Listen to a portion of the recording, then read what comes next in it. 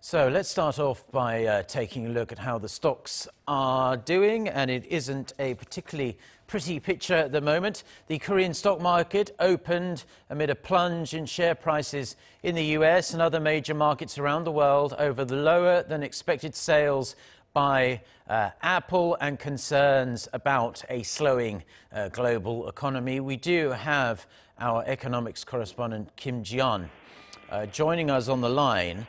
So, Ji-yeon, let's start with the benchmark Kospi here in Korea.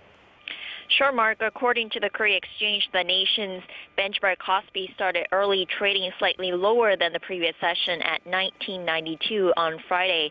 This comes after it closed below the psychologically important 2000 mark the previous day to the lowest level in more than 2 years, as investor confidence waned due to concerns of a slowing global economy. Institutions had sold nearly $150 million worth of Kospi shares in a single day on Thursday. The tech-heavy Kospi also started 0.2% lower than yesterday's, closing at the 655 level on Friday. In response, senior officials of the Bank of Korea held a meeting to monitor the situation to discuss countermeasures following big declines in stock markets in the U.S. and other major countries.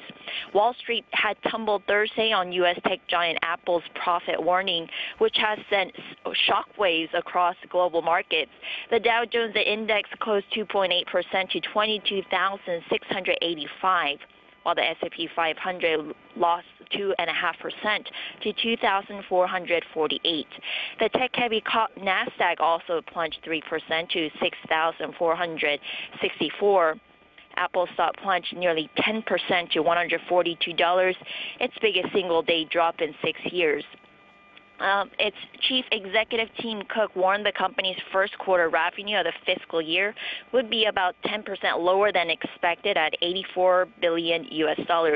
He blamed the slowing economy in China for the weaker sales figures, and with this, pundits went on to say that the U.S.-China trade war and the billions of dollars in tariffs they had imposed on each other during the latter half of last year has affected Apple's business. Weaker than expected U.S. manufacturing figures also exacerbated market anxiety. A report from the Institute for Supply Management shows the U.S. has suffered the biggest drop since 2008, the height of the financial crisis. And the International Monetary Fund has already forecast that China is set to record the slowest growth rate in 28 years in 2018 with 6.6%. Officials from China and the U.S. are reportedly planning to hold meetings to hammer out a deal on trade next month, in January actually, to try to turn the current trade truce into something more permanent before the deadline in March. Mark?